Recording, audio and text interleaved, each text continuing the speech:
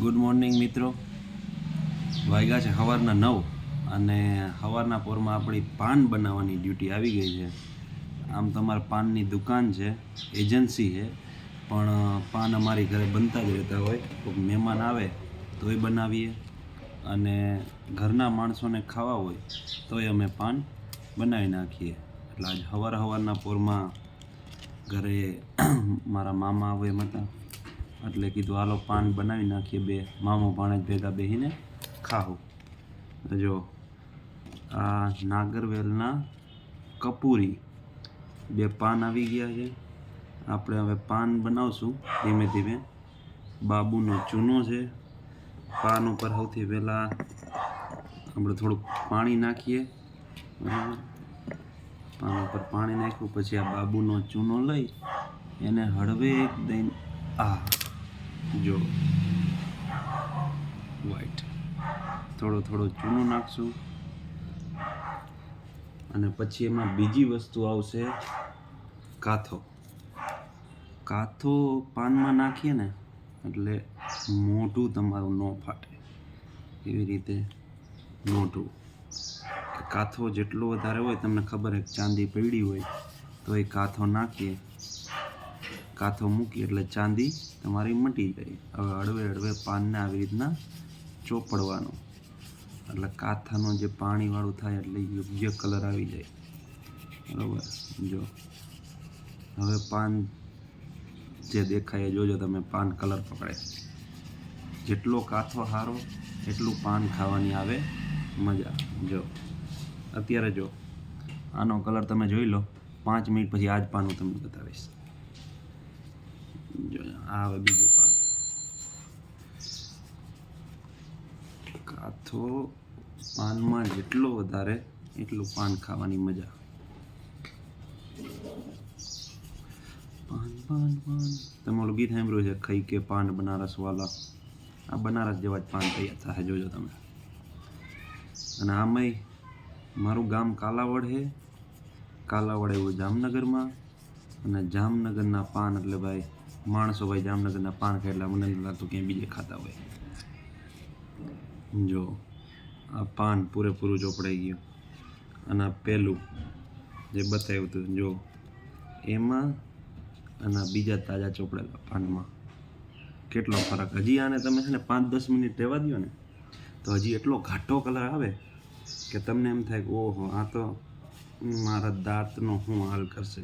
આ જો મારા હાથમાં કલર બેસી ગયો. વિચાર કરો, આખો દિવસ જે પાન ચોપડતા છે એની શું હાલત થતી હશે. હવે આ છે અમારા પાનની પેટી. અને પાનની પેટી નથી, હકીકતમાં એ કેરીની પેટી છે. કેરી ક્યાંની? તો કે બામણાસા ગીરની પ્રખ્યાત કેસર કેરી. પહેલી વસ્તુ બરાબર છે. સલી થોડી બેમાં સલી નાખી દીધી.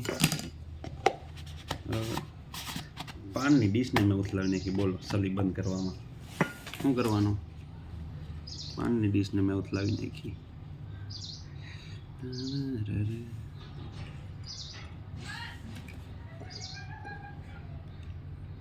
બેમાં થોડી સલી પડી ગઈ. હવે બીજી વસ્તુ આવશે ચટણી.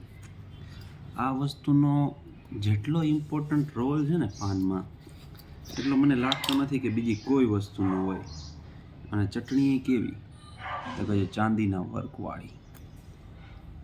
હવે આપણે નાખી દઈએ એમાં ચટણી. જો મધ જેવી એકદમ ધીમે ધીમે પડે, ઘાટી અને રસ મધુર.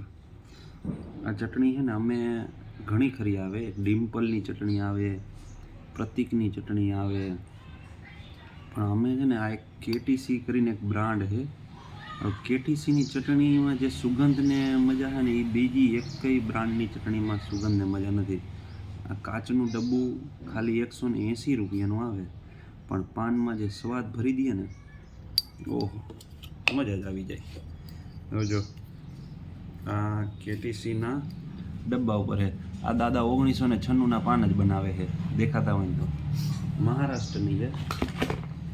હવે આપણે ફરી એક વખત પાનને લચડાવી નાખીશું. જો ચટણી અને સલી નાખી અને પછી એને જે આપણે ભેળવી દઈએ એટલે પાનની મજા 2 ગણી. જો અત્યારે પાન બનાવતા મને 5 મિનિટ થઈ ગઈ છે અને મારા પપ્પા મને એમ કે તને પાન બનાવતા નથી આવડતું, અને પાન બનાવવામાં વાર એટલી લાગે. આ જો હવે કેમ લાગે છે. હવે ધીમે ધીમે કરીને આપણે વસ્તુ એક વસ્તુ નાખશું. સલી આવી ગઈ. હવે બીજું લાલ મસાલો.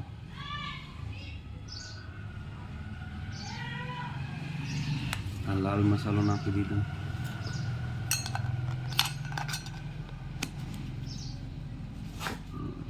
માને છે ને અહીંયા રાખું એટલે તમને દેખાય, નગર તમને દેખાય જ નહીં કે હું ક્યાં નાખું. ફરી પછી નીચે કોક ને કોક આવીને એમ કે એ આ તો હાથમાં રાખે ખાલી બતાવીને પછી નીચે મૂકી દઈએ. આ નાખી દીધી થોડી વરિયાળી. પછી આ આવી ગયું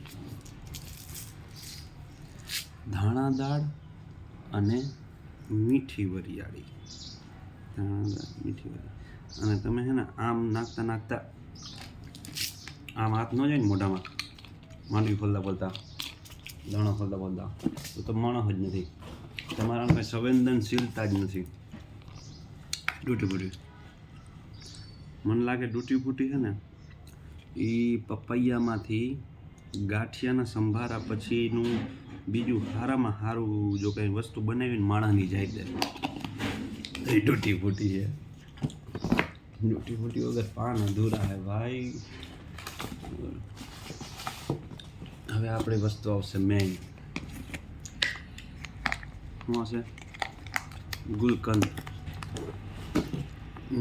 ચાલો જૂનામાં છે થોડો, હાવ નવું ડબ્બું છે. આપણા બીજું જૂનું ડબ્બું છે એમાં ગુલકંદ છે.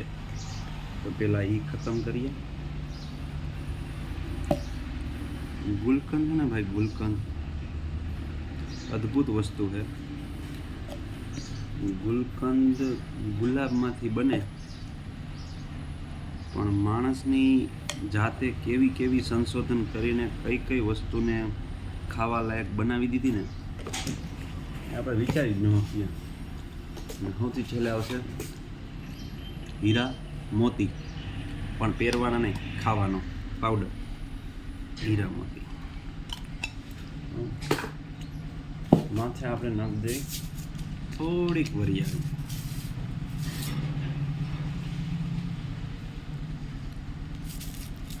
દેખાવ માટે હો, બાકી એકવાર તો નાખી દીધી હતી એટલે બીજી વાર નથી. હું તમને હમણાં છેલ્લે બતાવું. જો આ જે પાન બન્યા છે ભાઈ, પાન હું તમને બેક કેમેરો કરી દઉં, બરોબર છે? જો વરિયાળીવાળા.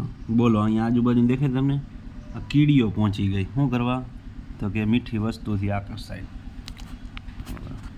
એટલે પાન ખાવા હોય તો મારું નોતરું છે, આવો મારી ઘરે, આપણે બેહીન પાન ખાવું, બરાબર? અને અમારા ઘરનું વાતાવરણ એટલું બધું આમ બહુ મસ્ત છે, હરિયાળું એવું, કે તમને બેસવાની મજા આવશે. આમ સામેની સાઈડ થોડા ઝાડવા એવું જ છે, બરાબર છે? જો તમે જોઈ લ્યો.